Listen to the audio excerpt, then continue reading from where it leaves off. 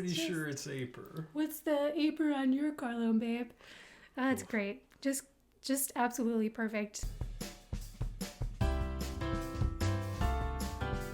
Welcome to Pennies and Popcorn, the show about real money lessons from the world of TV and movies. With your hosts, Carla Cash and Robert Davidson, a couple of personal finance geeks and movie lovers. Hi, everybody, and welcome to our very first episode of the Pennies and Popcorn show. We are so excited to be putting this show together and sharing our financial insights with the world.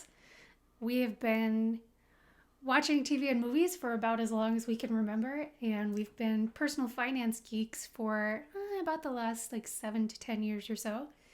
And we thought, let's mash those two loves of ours together and have some fun kicking around discussions of financial aspects of TV shows and movies. So first things first, why don't we introduce ourselves? Robert, do you want to tell everybody who you are? Sure. Yeah, my name is Robert Davidson. I am an energy engineer by day, I guess a show host by night. I grew up in Louisiana. I met Carla here as a college student at Texas A&M.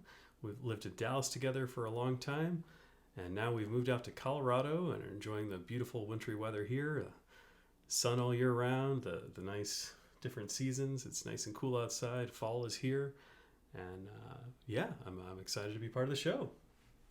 My name is Carla Cash. I'm your co-host, and I am an attorney by day and now a show host by night. Like Robert said, we have been part of the local community in Colorado here for just a couple of years now, pretty recent transplants from Texas.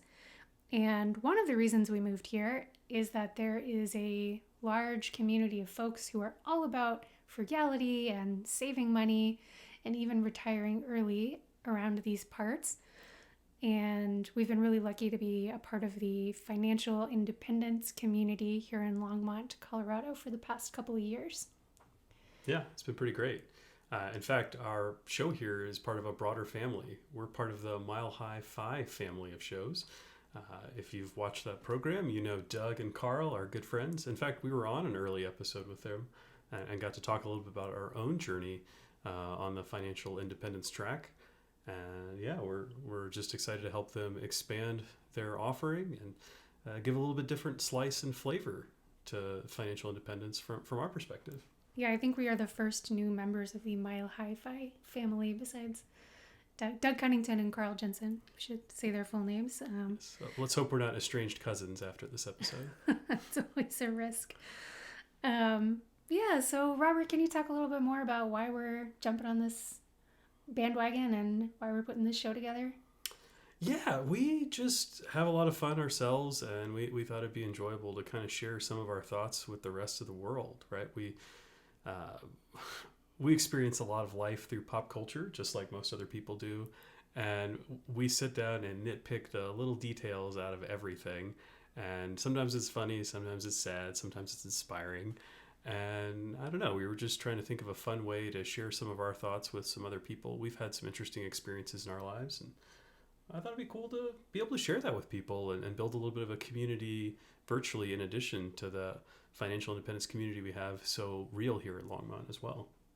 Yeah, and I have to confess, I think part of the appeal for me of doing this particular topic of dissecting finances from the imaginary world of entertainment is really fun because it means we get to be super judgy about other people and their finances because they don't actually exist, right? They're imaginary. When did you get so mean? I mean, I'm a total angel. I've never been mean a day in my life, but if there are people who don't actually exist, maybe we can bring out the devil a little bit and be a little judgy of those folks. Everyone loves to be judgy, right? Especially about other people's money decisions. Well, I love to be judgy. It's been a hobby of mine for a long time.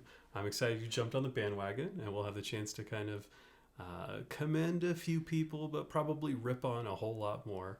I think it's funny. We get a lot of our life lessons from TV and movies. It's where we set some of our own expectations, and in my experience, those expectations can be way off when they're on the big screen. So, I think it'll be a lot of fun to give a real take from our perspective and, see through our lens. Yeah, absolutely. Money is a part of almost every TV show and movie because it's a huge part of our lives, right? Money is woven into everything we do and our daily lives. So it's a fascinating topic to everybody.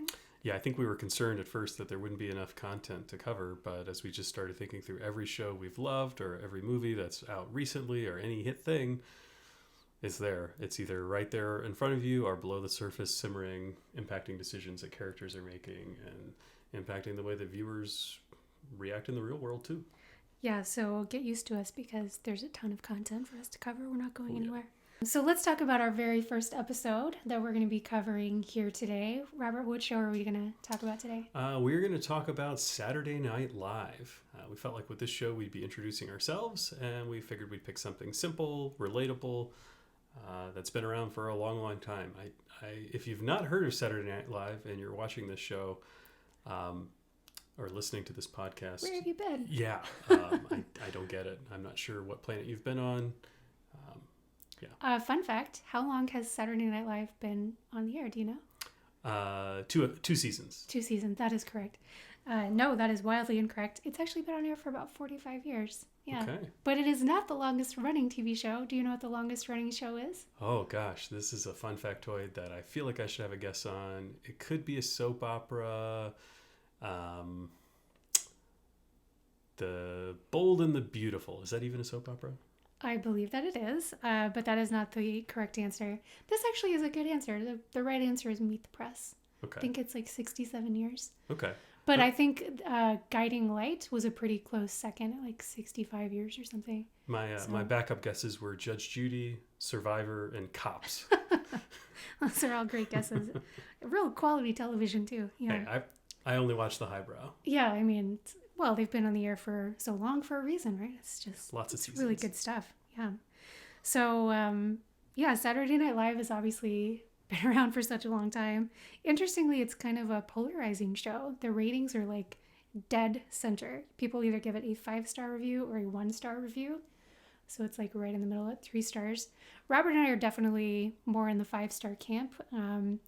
We like Saturday Night Live, watch it pretty regularly. There's a lot of misses in there, but the hits I feel like are just solid gold when they pull them off. So yeah, for sure. Yeah, we've got a lot of great clips that we've watched over and over again over the years, and we're going to watch a couple of them today. So We're excited. So our very first sketch that we're going to be looking at today is actually from a while ago. It's from about 15 years ago, kicking it back old school. It's 2006. And the title of this one is just about as clear as you could get. Don't buy stuff you cannot afford. The sketch is featuring Amy Poehler, Steve Martin as the host, and Chris Parnell. Robert, do you want to kind of set it up for people a little? Well, I almost want to set up for my own personal perspective. So this came out in February 2006. I started working my first big adult job in December 2005. So, the idea of don't buying stuff you cannot afford was pretty relevant for me at the time. Yeah, I certainly had entered a different stage of my life with money and spending.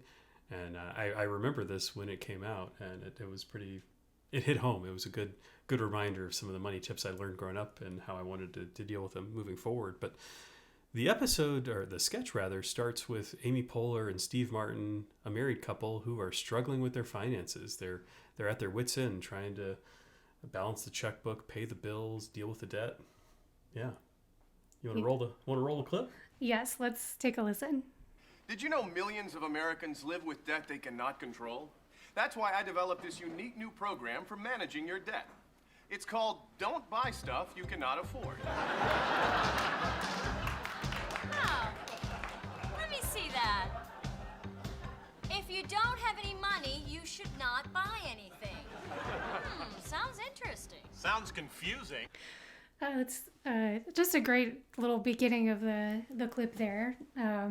Steve Martin is very confused by this concept of not buying things when you don't have the money for them. So when I see this clip, the first thing that it makes me think of is credit cards, right? Because that's almost always the way that people are buying things when they don't actually have the money for it. Otherwise, we're talking about robbery if you don't have a credit card, right? If you're taking things you don't have the money for.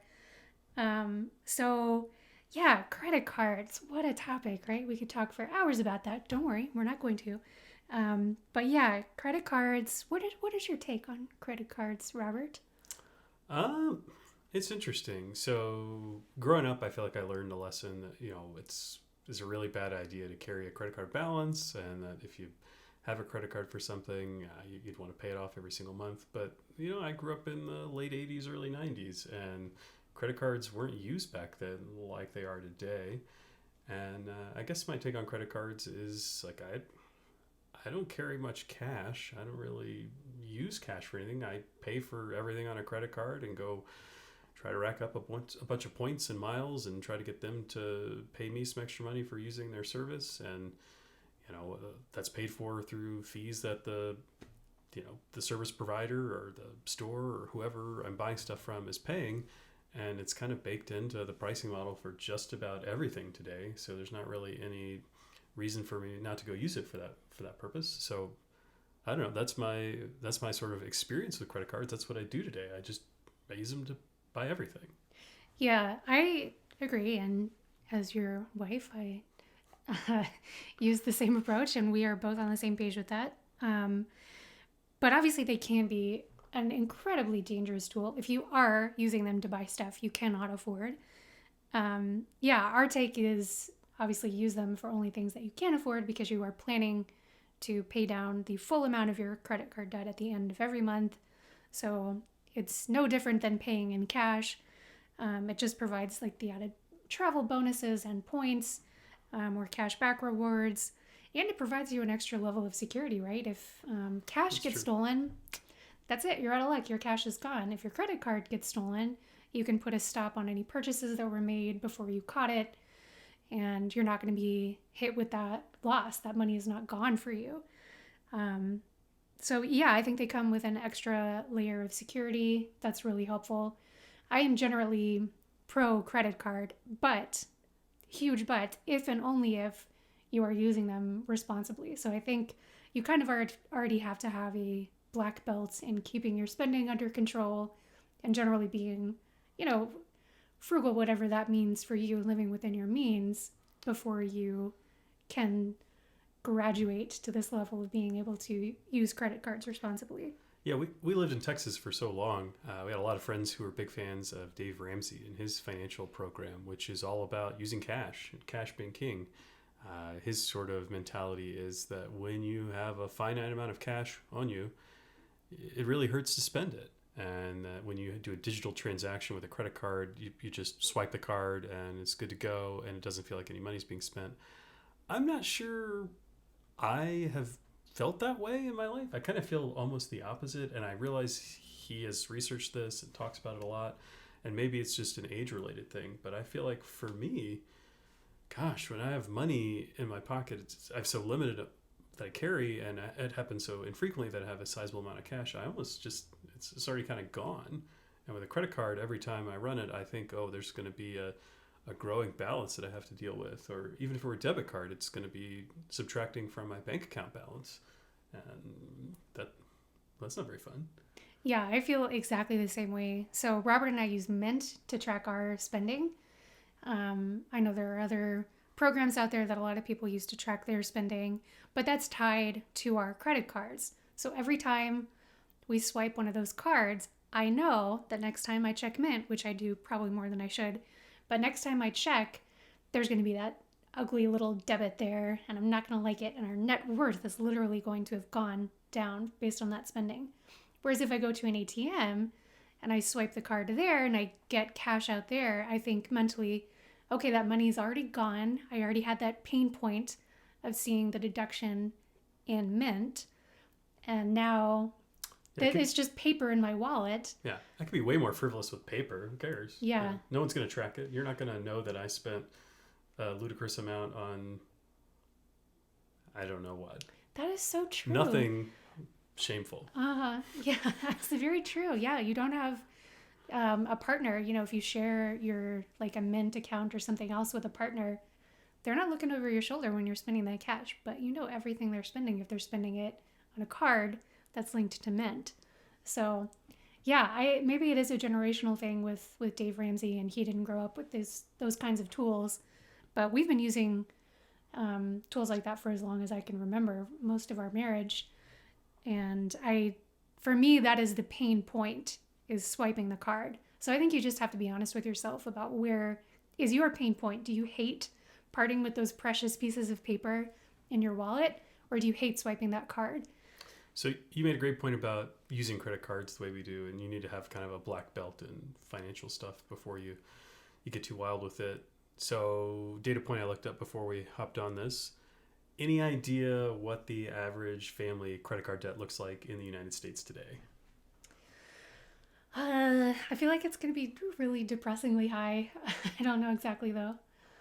It is $6,000 and change.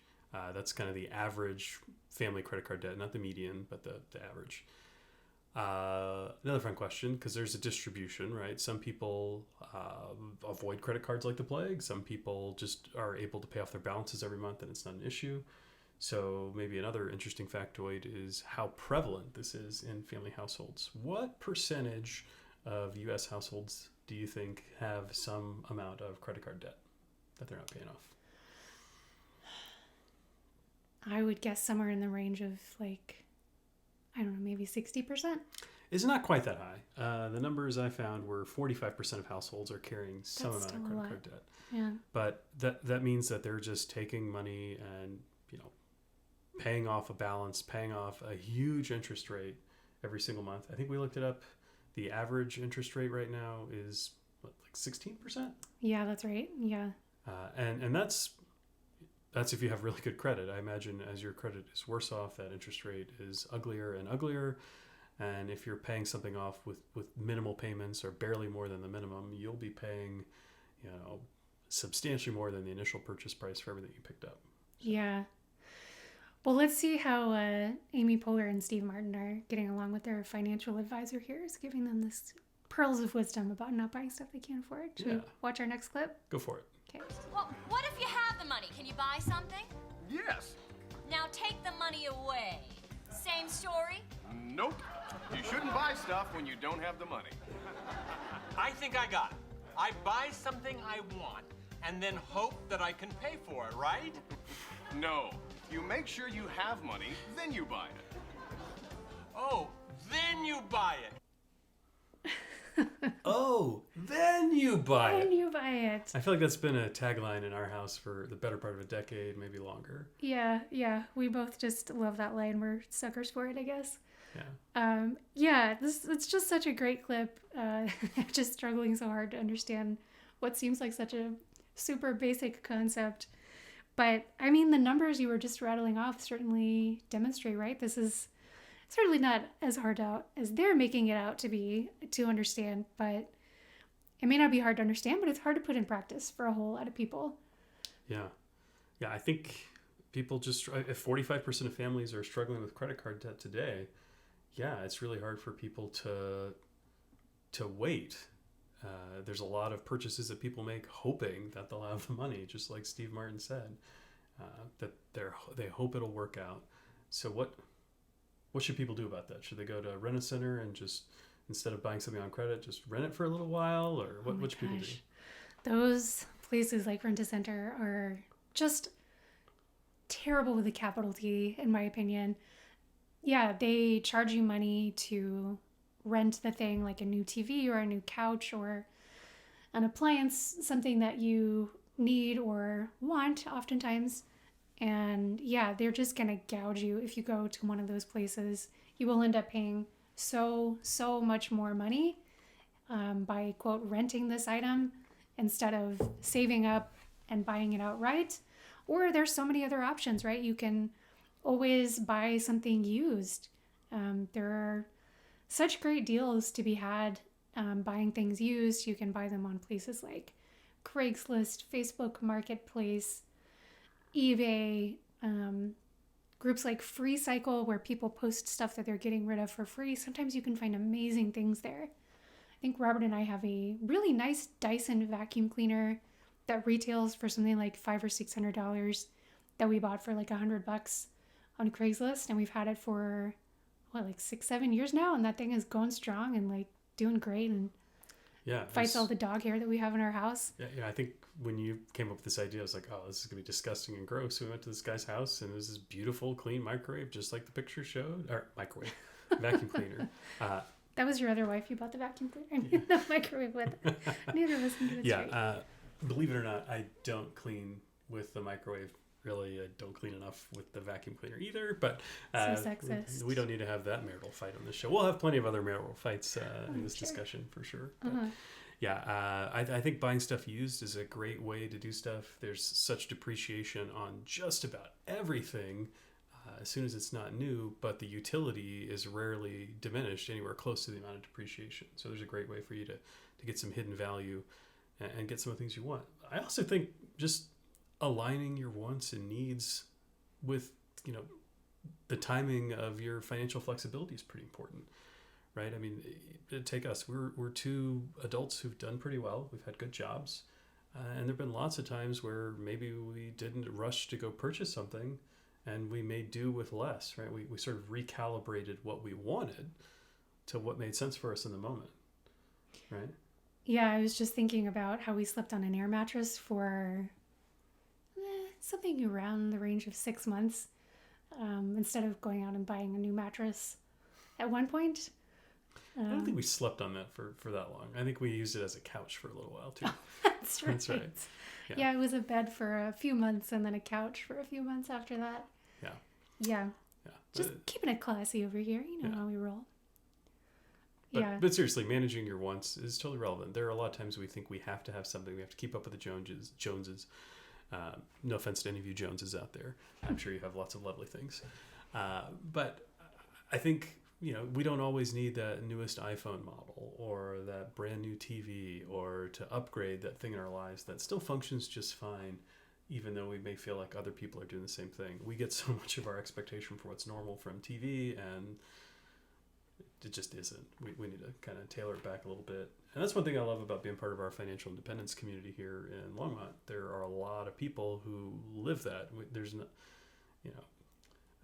what is it? Frugality is the new fanciness, right? Yeah, it's so true. Tagline.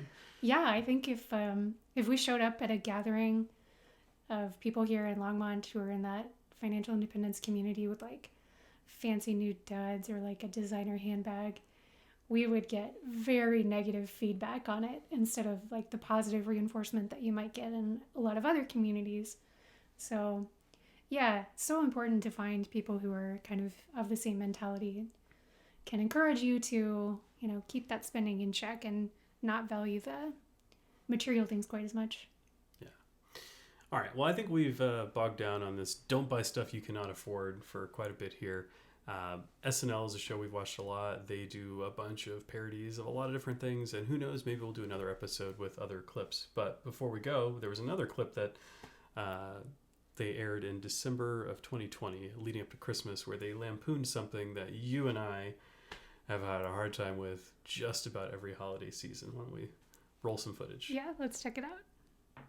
It hasn't been a normal year, so this Christmas, get her something extraordinary during the Lexus December to Remember sales event. Nathan, you didn't. With flexible financing at 0% APR, there's never been a better time to buy or lease a new Lexus. Merry Christmas, baby. Are you kidding me, Nathan? Did you seriously buy a car without asking me?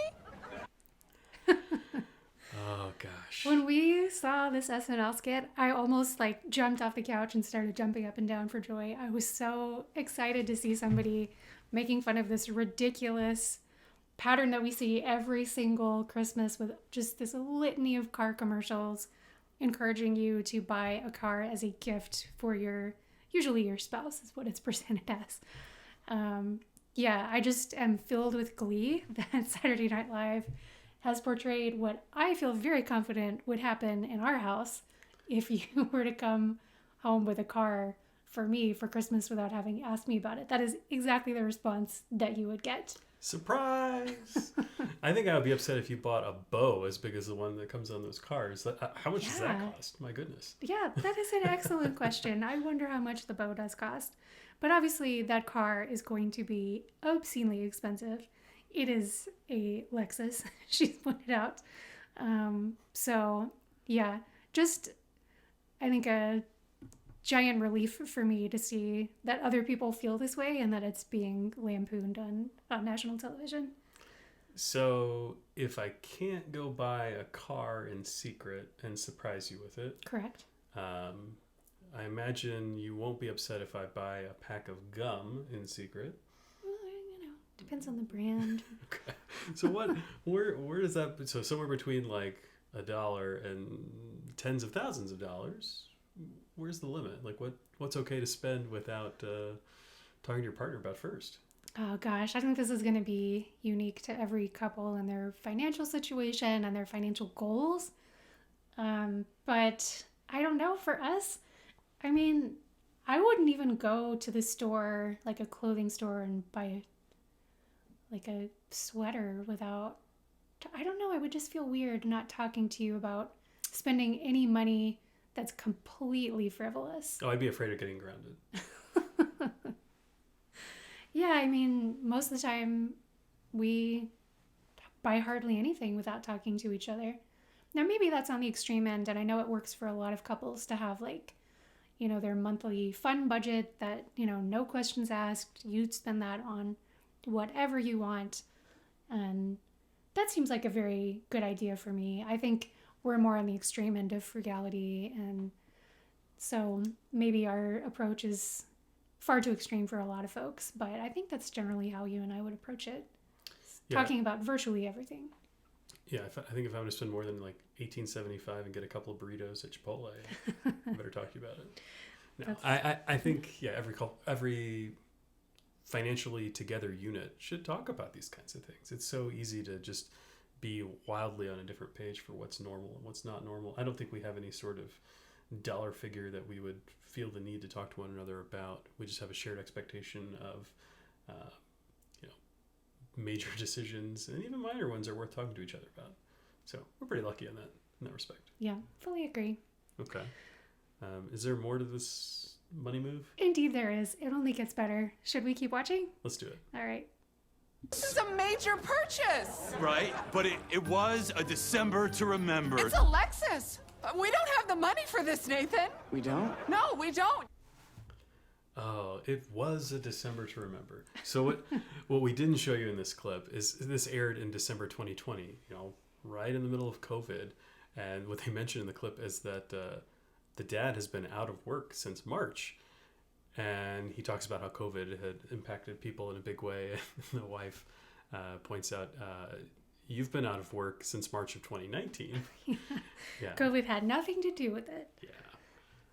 So if you haven't had a job in, 20 months, should you surprise your spouse with a new car? Yeah, I'm going to go with no. Okay.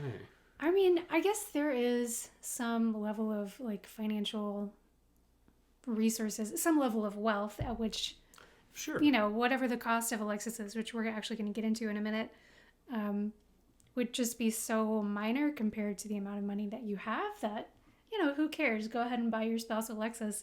But that level of wealth would, I think for you and I, it would just be astronomically high, far higher than I expect we would ever attain in many lifetimes. So it's just not going to apply to the vast, vast, vast majority of human beings. Yeah, I have to say what's surprising to me is that the dad seems to think this is totally reasonable and the mom is not aligned. Like they have a totally different expectation for what is normal financially. And then probably what's even more concerning is that they have a son who's coming of age, right? That kid, I think, is high school or older. Mm-hmm. And he's not really clued into the fact that dad hasn't been working for a year and a half and that money might be tight. I don't know. It's kind of discouraging. Yeah. And I think to sort of defend the kid, he probably is getting very strange messages about the level of financial security that they have, because they're coming out of like this pretty, fancy looking house. They're dressed pretty well. Everything looks very well put together in their lives. So if you're this kid looking around thinking like, well, we have all this nice stuff, we must be doing well, you probably are kind of shocked to hear that, oh, we can't afford a Lexus. There's money problems going on. So it really seems like these parents are not doing a good job of kind of setting a good example for their kid, right? It seems like maybe their spending is not in alignment with what they have coming in the door. Yeah, so this might be kind of an unpopular opinion.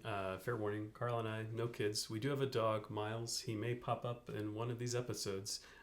If you're listening to the podcast, you may hear him. If you're watching on video, maybe you'll see a tail wagging in the background. Who knows? Stay for the surprises. Anyway, we don't have kids, but to me, it seems like a lot of families do this. They sort of shield their children from real life money lessons and don't give them the exposure that's necessary to set them up for success. People just sort of have a skewed perspective on how much money someone earns or how much something actually costs and what you can really afford and how to prepare for retirement and, you know, all these financial things that schools definitely aren't teaching people very much about. It's such a sensitive topic that, you know, we got to rely on parents to do that, and parents also treat it as a sensitive topic. They're a little bit anxious about, you know, kids blabbing about their own financial stories or whatever, that you don't even expose them very much. So I don't know. As a non-parent, my advice to parents is to talk more about it. Yeah, we don't have a lot of street cred when it comes to that topic, but I think, you know, we were children once, and I think obviously there is some age at which you don't want to share, you know, your financial details with a kid, because they are just going to turn around and go like blab it to the kids on the playground, and, you know, it just makes for uncomfortable situations. But by the time you are this kid's age, which if you're listening to the podcast and not watching on YouTube, he's probably, I'm going to say like 17. It's Timothy Chalamet, if that helps anybody. But yeah, he's probably supposed to be playing around like 16, 17, I would guess.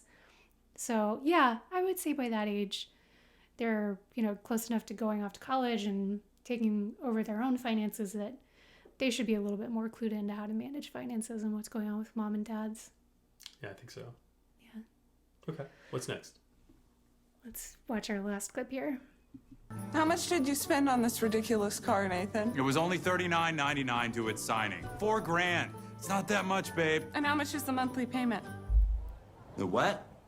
Did you think this entire car costs $4,000? Uh-huh. There's a monthly payment. Yeah, but with the 0% APR, I think it's all good. APR?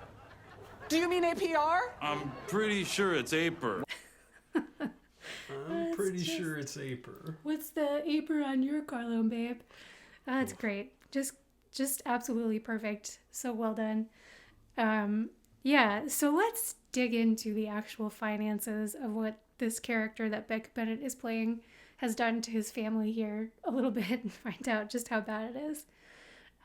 So he's brought home this Lexus SUV, right? So the base model for a Lexus SUV as things stand today is $45,000, a little bit over that actually, but let's round it to $45K. Oh, I bet he got the base model. Yeah, he doesn't seem like a base model kind of guy, does he? He seems like he wants to go over the top with everything.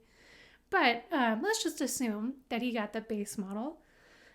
So if, as he says, they have a 0% APR, which of course means APR, she correctly points out, which stands for annual percentage rate.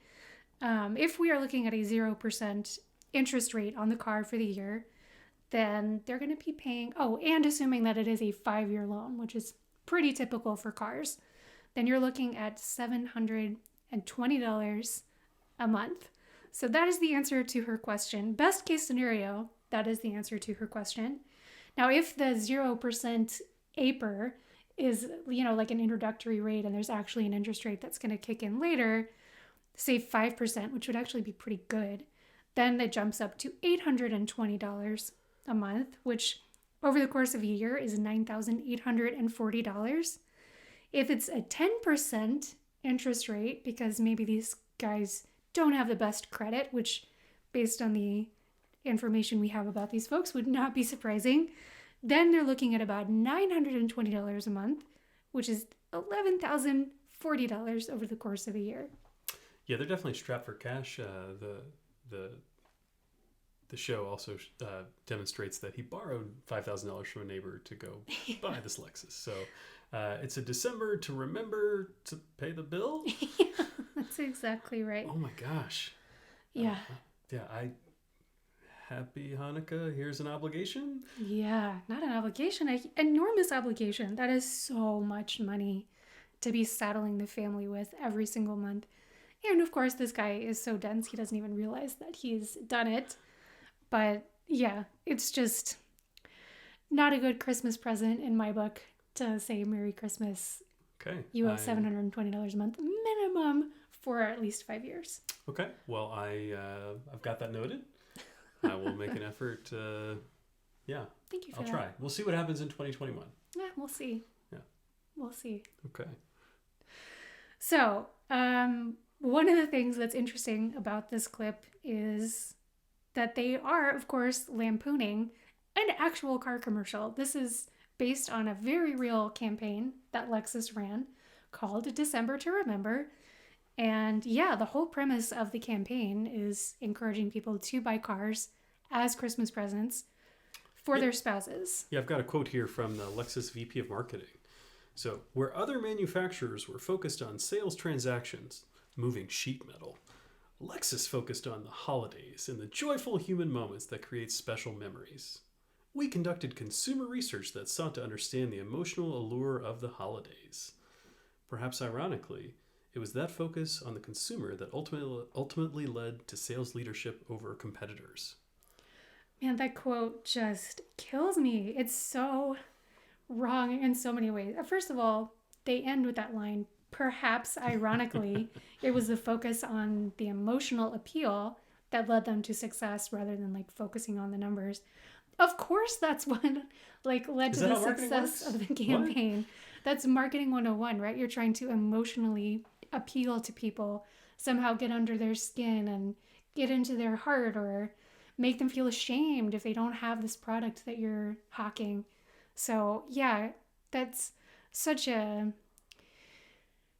just completely like obtuse statement for her to make. She's clearly just trying to pull the wool over our eyes even more and make it seem like, well, what a shock. We focused on the emotions and, you know, it's just unexpectedly had these fabulous results for us. Well, Carla, you're pretty smart. You're pretty strong-willed. I mean, aren't you impervious to marketing?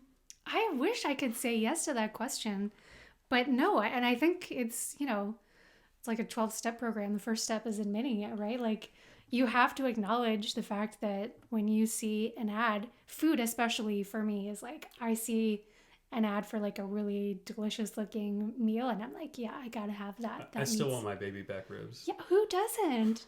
I mean, yeah, that commercial, we're like totally dating ourselves. That was like in the mid 90s, right? And we still remember that and we can still picture the like delicious looking plate of baby back ribs coming out. Sauce. Exactly.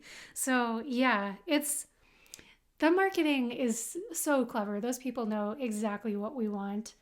And it's hard to, you know, kind of dial down the temptation, acknowledge that it's happening, take a step back, realize you don't actually need it, and that your life is going to be better without that thing or that fast food meal or whatever it is. But yeah, marketing works, and it works for a reason because the people behind those ads are humans themselves and they know what works. So yeah, it's powerful stuff. Are you impervious to marketing? Oh, totally. Yeah, I'm. Yeah, I'm like Swiss cheese when it comes to marketing. Just to be honest, it gets to me every time. But I've got you to hold me back. A lifetime of practicing to sort of a little bit of delayed gratification, right? Step back, think about what I want, and hopefully I make fewer and fewer impulse buys and more just purchases that will align with my long-term satisfaction. Yeah.